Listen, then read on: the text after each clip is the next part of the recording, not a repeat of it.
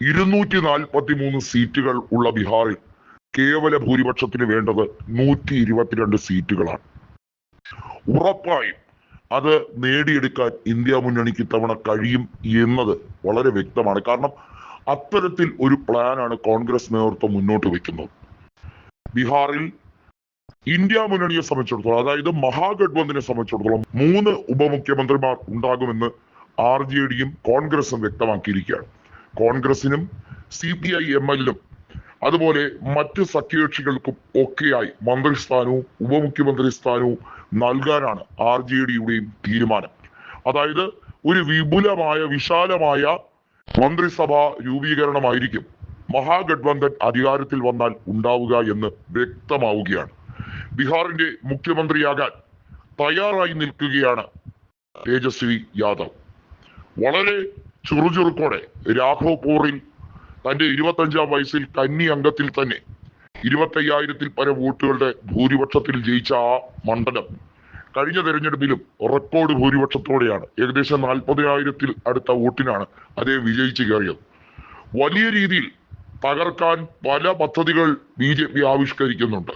ലാലുവിനെ വീണ്ടും ജയിലിൽ കയറ്റും എന്നൊക്കെ BJP നേതാക്കൾ മൈക്ക് കെട്ടി പ്രസംഗിക്കുന്നുണ്ട്. അതൊന്നും വകവയ്ക്കാതെ ജനങ്ങൾക്കിടയിൽ ഇത്രയധികം ആർപ്പ് വിളിയോടെ അദ്ദേഹത്തിന് എത്താൻ കഴിയുന്നുണ്ടെങ്കിൽ അദ്ദേഹത്തിന്റെ റേഞ്ച് മറ്റൊരു തലത്തിലേക്ക് നീങ്ങുകയാണെന്ന് വ്യക്തം.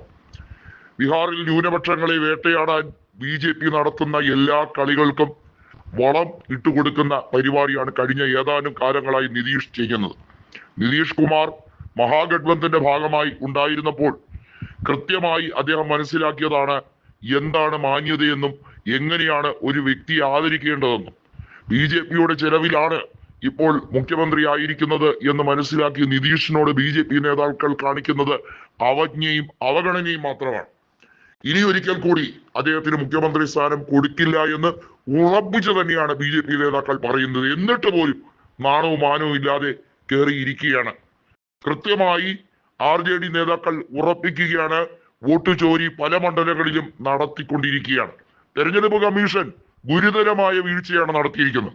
നിങ്ങൾ തെരഞ്ഞെടുപ്പ് കമ്മീഷന്റെ വെബ്സൈറ്റ് നോക്കിയാൽ ബീഹാർ ഇലക്ഷന്റെ വോട്ടർ പട്ടികയുമായി ബന്ധപ്പെട്ട ഓപ്ഷൻ കാണാൻ കഴിയും. മറ്റൊരു സംസ്ഥാനത്തും ഇല്ലാത്ത രീതിയിൽ വോട്ടർ പട്ടിക പരിഷ്കരണവുമായി ബന്ധപ്പെട്ട ഓപ്ഷൻ എന്തുകൊണ്ടാണ് തെരഞ്ഞെടുപ്പ് കമ്മീഷന്റെ വെബ്സൈറ്റിൽ കൊടുത്തിരിക്കുന്നത്? കാരണം അത്രയേറെ ഗുരുതര ആരോപണമാണ് ജ്ഞാനേഷ് കുമാർ എന്ന തെരഞ്ഞെടുപ്പ് കമ്മീഷൻ അധ്യക്ഷൻ നേരിടേണ്ടി വന്നത്. രാഹുൽ ഗാന്ധി പാട്നയിൽ നടത്തിയ റാലി വലിയ വിജയമാണ് ഉണ്ടാക്കിയെടുത്തത്, വലിയ ഓളമാണ് ഉണ്ടാക്കിയെടുത്തത്.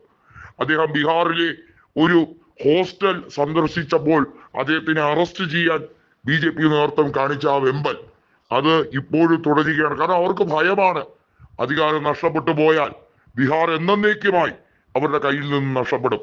ബീഹാർ ഇന്നേ വരെ വികസനത്തിന്റെ പാതയിലേക്ക് എത്തി നിൽക്കുന്നില്ല. എല്ലാ മാനദണ്ഡങ്ങളിലും ബീഹാർ പിൻവശത്താണ്. വിദ്യാഭ്യാസത്തിന്റെ കാര്യത്തിലായിരുന്നാലും അവിടുത്തെ ആളോഹരി വരുമാനത്തിന്റെ കാര്യത്തിലും ഒക്കെ ദാരിദ്ര്യത്തിന്റെ പടുകുഴിയിലാണ് ബീഹാർ.